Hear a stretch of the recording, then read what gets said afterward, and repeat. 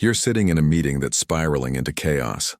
5 voices clash, each convinced they're right, and the room vibrates with the kind of frustration that makes people check their watches and mentally draft resignation emails. Then someone speaks. Not louder than the others. Not more aggressively. But something in their tone, in the precise weight of their words, cuts through the noise like a knife through warm butter. The room goes quiet. Not because they demanded it, but because everyone suddenly wants to hear what comes next. And you think to yourself, what did they just do that I can never seem to do? Max Weber spent decades studying this exact phenomenon. He called it legitimate authority, and he discovered that the people who possess it don't command through force or manipulation. They speak in a way that makes others willingly surrender their resistance. Weber observed this pattern across cultures, centuries, and contexts, from ancient tribal leaders to modern CEOs, from religious prophets to political revolutionaries. And what he found was shocking. The sentence structure itself, the linguistic architecture these figures used, contained hidden elements that triggered unconscious obedience in listeners. This wasn't about what they said. It was about how the sentence was built, the specific sequence of words that created what Weber called the charisma effect, a psychological response so powerful it could move masses, change history, and build empires. Today I'm going to show you the exact sentence structure Weber identified, the one that appears again and again in the speeches of those who command authority effortlessly. And I'll show you why most people get this completely backwards, using structures that actively destroy their credibility instead of building it. Because here's what Weber understood that most communication experts miss. Authority isn't something you claim. It's something others grant you when your words trigger very specific psychological mechanisms in their unconscious mind. And those mechanisms respond not to volume, not to confidence, not to credentials, but to the precise architecture of how you construct your sentences.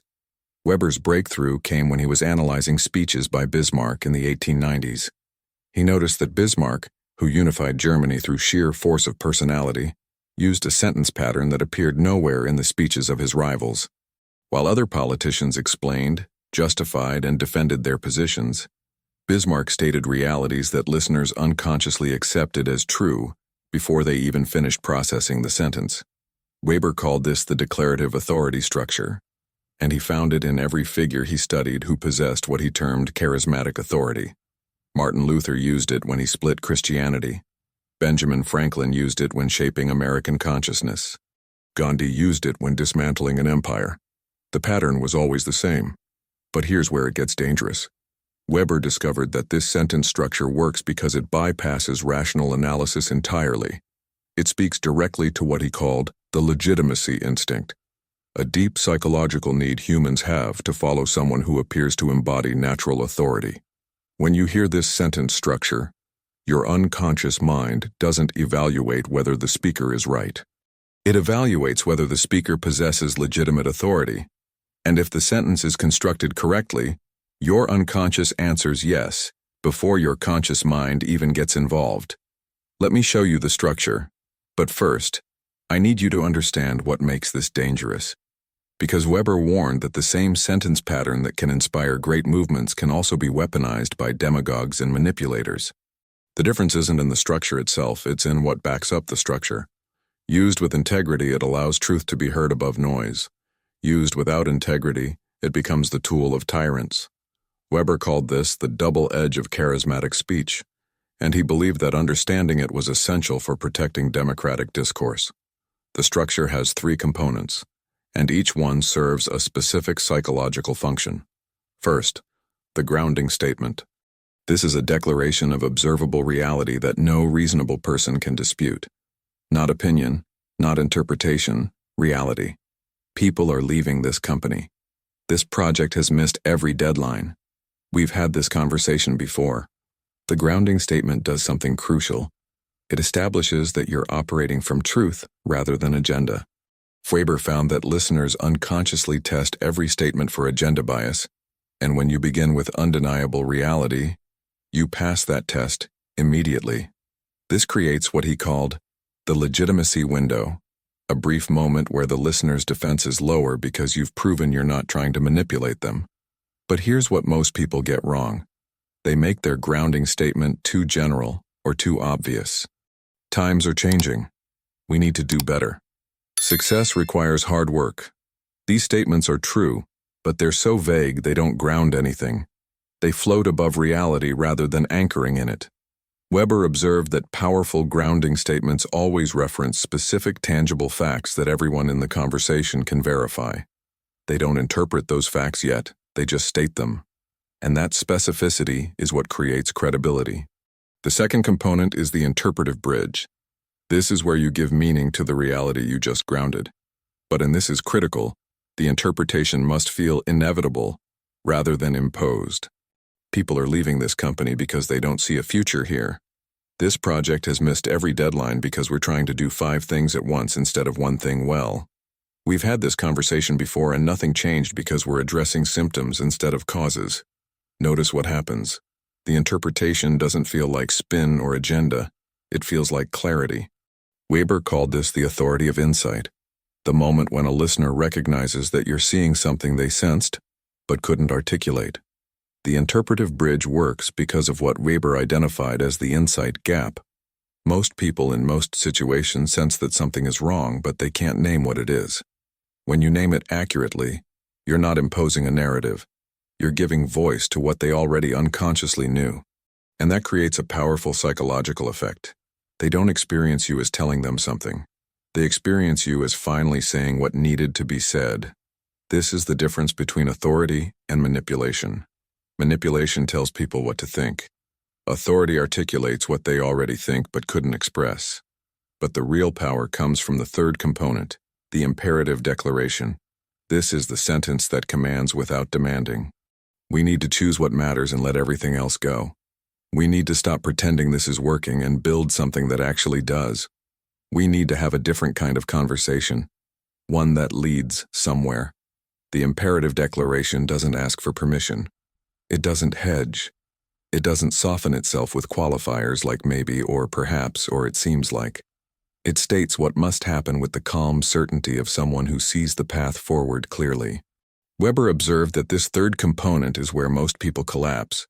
They've built credibility with the grounding statement and insight with the interpretive bridge, but then they sabotage themselves with weak language.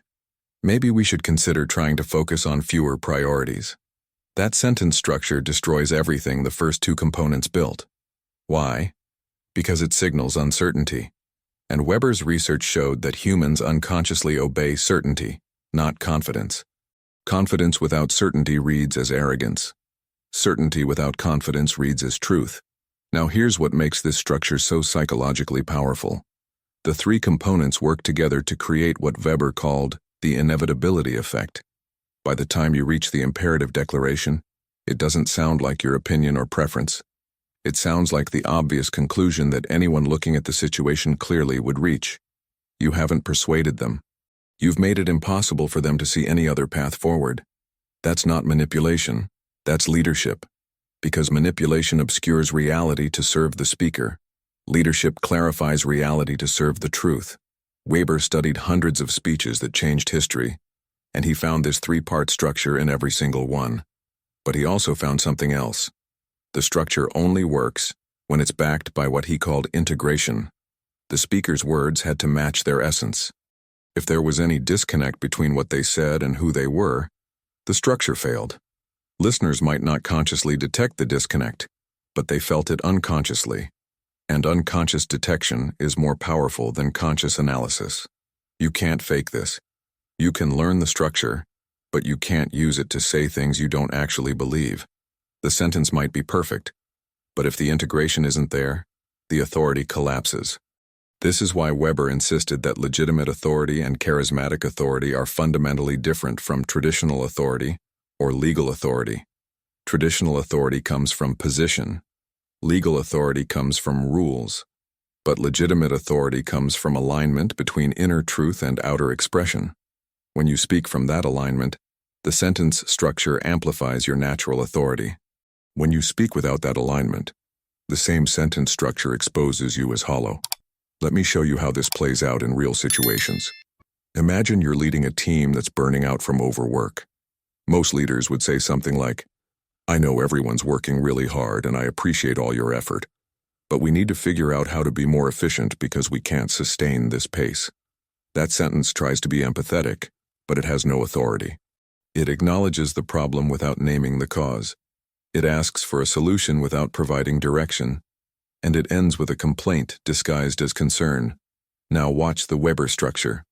We're working 18-hour days and producing mediocre results.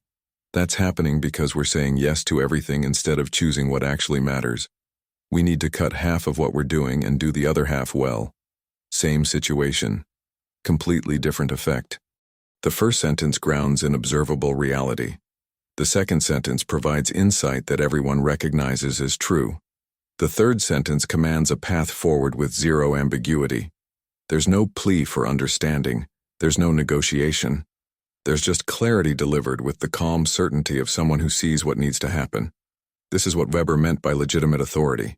You haven't asked for permission to lead. You've simply spoken with the integration and clarity that makes people want to follow. And that's the sentence structure that commands authority without force. It doesn't manipulate, it illuminates. It doesn't demand compliance, it reveals the path. And it only works when you're actually speaking truth that your entire being endorses. Weber identified 3 distinct ways this structure gets corrupted, and understanding these corruptions is essential because they explain why so many leaders fail to command authority, even when they use the right words. The first corruption is what he called hollow declaration. This happens when someone uses the structure but doesn't believe what they're saying. They've learned the form, but lack the substance. This company has lost its way. That's happening because we forgot what made us great. We need to return to our core values. It sounds authoritative, but if the speaker doesn't actually know what made the company great, or what those core values are, the audience senses the emptiness. The words are right, but the integration isn't there. Weber observed this constantly in political speeches. Leaders would use declarative structures to sound powerful, but they were papering over their own confusion with authoritative language. The audience might not consciously realize it, but they'd walk away feeling unsatisfied, manipulated, or cynical, because humans have extraordinarily sensitive detection systems for authenticity. We can't always articulate what's off, but we feel it. And once we feel it, the speaker's authority evaporates. The second corruption Weber identified was aggressive certainty. This happens when someone uses the structure not to clarify reality, but to dominate others. You're wrong. That's because you don't understand how this actually works. You need to listen to someone who knows better. The structure is there: grounding statement, interpretive bridge, imperative declaration, but the motivation is control rather than service. Weber called this the tyrant's distortion, and he observed that it initially appears to work. People might comply out of fear or exhaustion, but legitimate authority built this way is fragile. The moment the speaker's power weakens, the authority vanishes entirely. The third corruption is scattered certainty. This is when someone uses the structure constantly on every minor point until the authority dissolves through overuse. We need to order lunch now because if we wait, the restaurant will be closed, and that means we need to make a decision immediately. The structure is intact, but it's being applied to something that doesn't warrant that level of declarative force. Weber noticed that leaders who over-rely on the structure end up exhausting their audience. Every statement becomes a command. Every observation becomes a crisis. And eventually people stop listening because the signal-to-noise ratio collapses. So how do you use this structure with integrity? Weber's answer was discipline. You use it only when you're speaking something you've verified internally as true. You use it only when the situation genuinely calls for clarity and direction. And you use it knowing that every time you invoke this structure, you're drawing on a limited reservoir of trust. Spend that trust wisely, and you become someone people turn to in moments of uncertainty. Spend it recklessly, and you become background noise. Let me give you a contemporary example that shows how powerful this is when done correctly. Several years ago, a CEO faced a company crisis. Sales were declining, morale was collapsing, and the board was pushing for mass layoffs. Most CEOs in that situation would have given a speech about belt-tightening, shared sacrifice, and weathering the storm together. But this CEO used Weber's structure. Our product doesn't solve a real problem anymore. That's why sales are falling, not because of the market or the competition or bad luck. We need to stop defending what we built and start building what people actually need. 3 sentences. Grounding statement that no one could deny. The product had become irrelevant. Interpretive bridge that named the real cause instead of convenient excuses. Imperative declaration that pointed to the only path forward. The board initially resisted. The staff initially panicked. But within weeks, everyone recognized that the CEO had spoken a truth that everyone else was avoiding. And that recognition created followership, not because people were ordered to follow, but because the clarity made following feel like the only rational choice. Weber would say that CEO demonstrated legitimate authority, not by having the right title or making the right arguments, but by speaking from integration. The words matched the reality matched the speaker's understanding, and the understanding was offered in service of truth rather than self-interest. That alignment is what creates the authority that doesn't require force. Now let's talk about how you develop this capacity. Because Weber was clear that legitimate authority is not something you're born with. It's something you cultivate through practice and self-knowledge. The first step is what he called reality training. You must develop the ability to see what's actually happening, stripped of the narratives you want to be true or fear might be true. This is harder than it sounds. Most people live in interpretation rather than reality. They don't see that people are leaving the company. They see that people are ungrateful or that the job market is too competitive. They don't see that the project is failing. They see that the timeline was unrealistic or that the team isn't trying hard enough. Reality training means sitting with observable facts before you interpret them. And the test of whether you're looking at reality is simple. Can everyone in the situation verify what you're saying without needing to agree with your interpretation? If yes, it's reality. If no, it's interpretation disguised as reality. Practice this obsessively. In every conversation, every meeting, every conflict, force yourself to identify the bare facts before you give them meaning. This is the foundation of the grounding statement. And without a solid foundation, the entire structure collapses. The second step is insight development. This is where you train yourself to see patterns and causes that others miss. Weber noticed that people with legitimate authority weren't smarter than others. They were better at connecting dots. They saw how this reality connected to that reality, how this behavior caused that outcome. And they could articulate those connections in ways that felt obvious once stated but weren't obvious before. Insight development requires 2 things. First, you need to study causation obsessively. When something happens, don't just accept it. Ask why, and then ask why again and again, until you reach a cause that actually explains the pattern rather than just describing it. Sales are down because customers aren't buying isn't insight, it's tautology. Sales are down because our product solves a problem people had 5 years ago. Not the problem they have now, is insight. It names a cause that reveals the deeper pattern. Second, you need to test your insights against reality ruthlessly. Most insights are actually disguised assumptions. The only way to know if you're seeing clearly is to check whether your interpretation predicts what happens next. If your insight is that the project is failing because the team is trying to do too much at once, then focusing the team should improve results.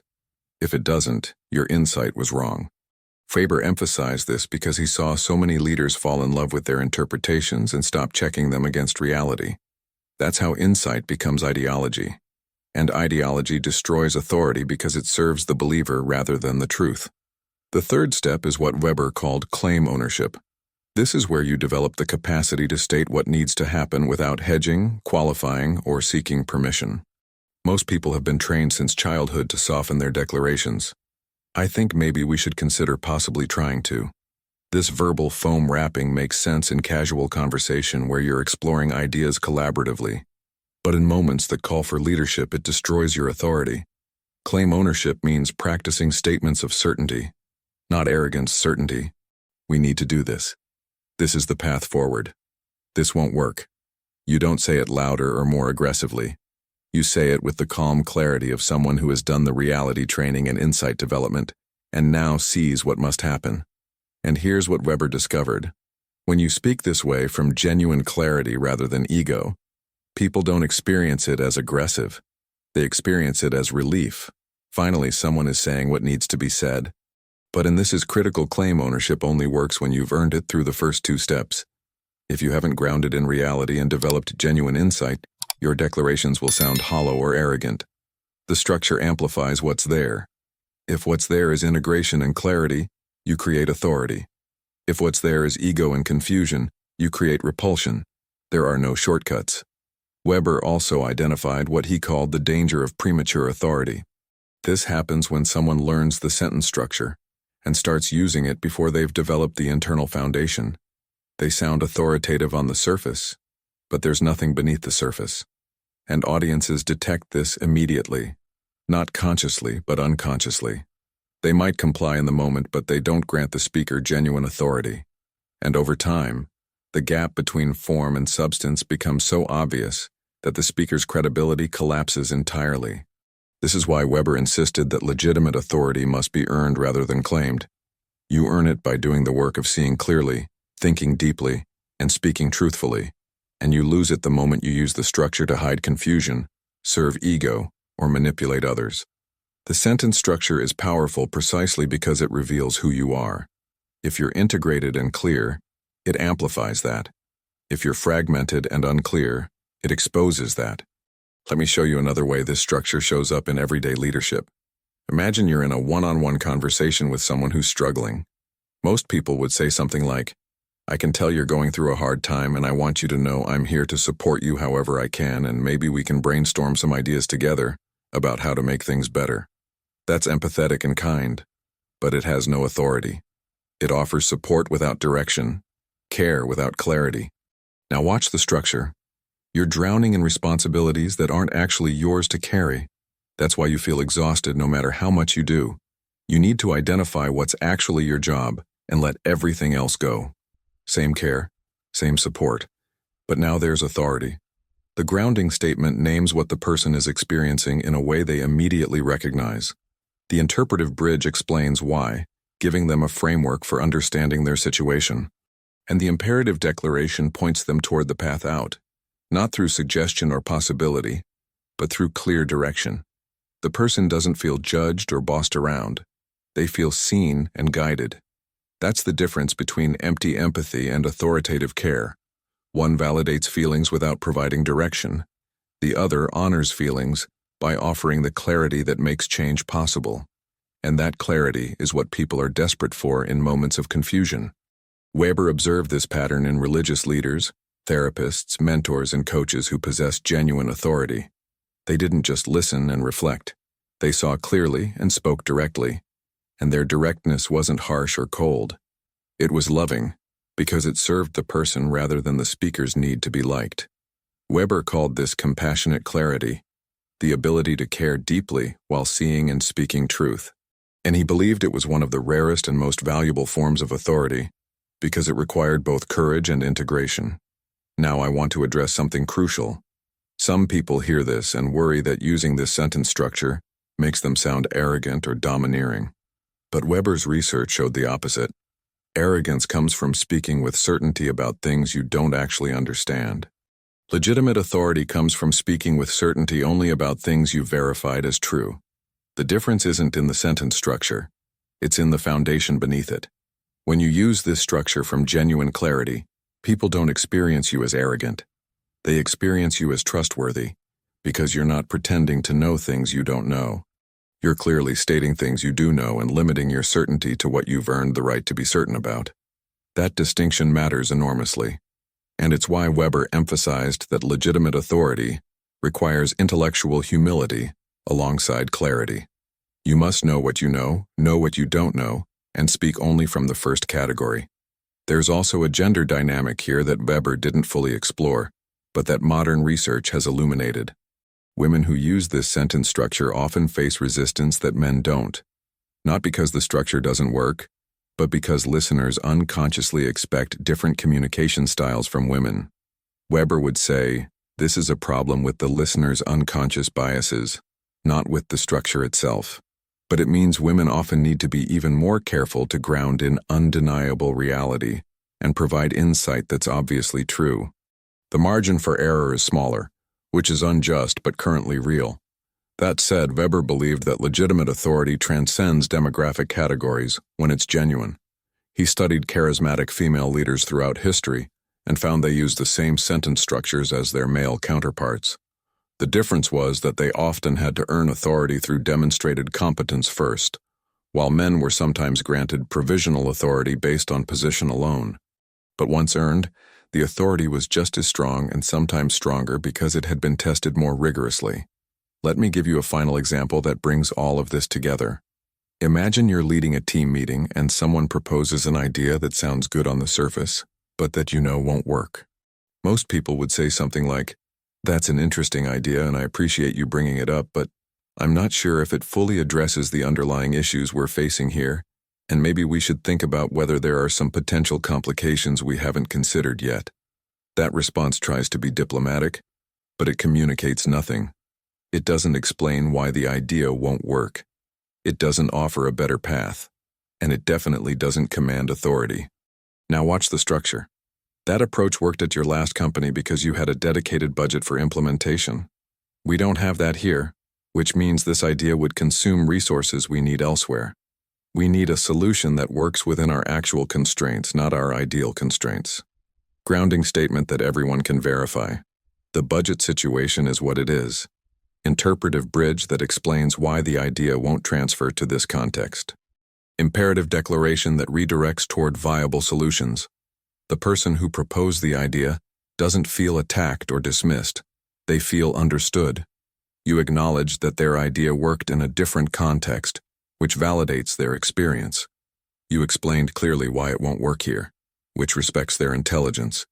And you pointed toward what would work, which serves the team. That's leadership.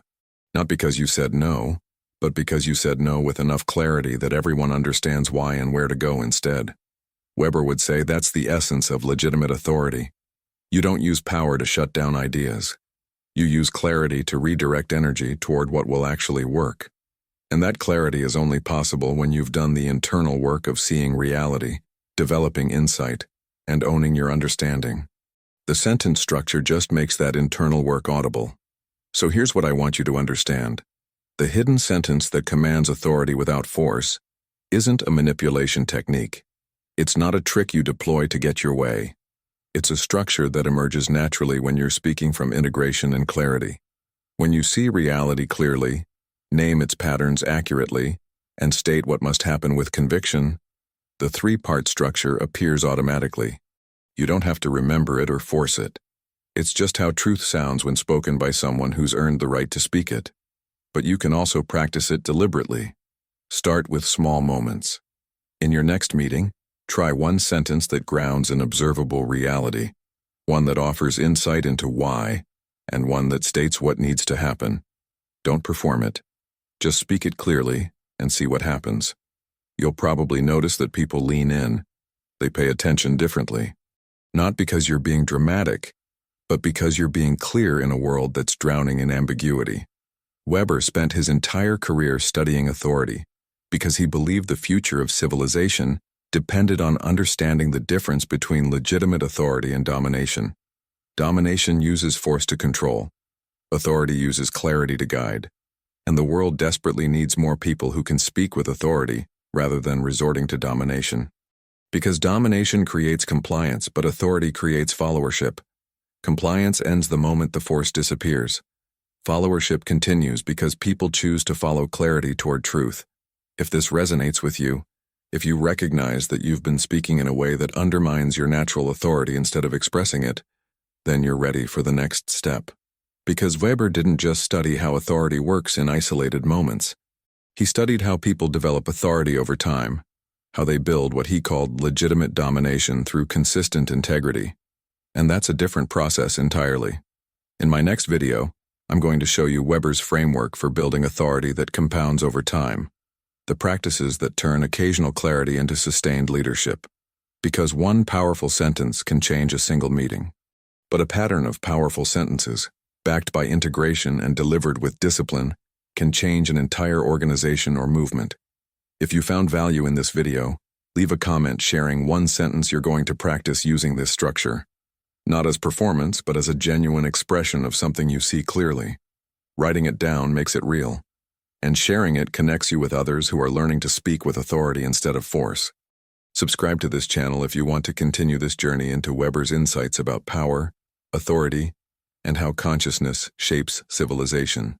The next video will show you how to sustain the authority you've learned to create. Thank you for watching. Until the next awakening.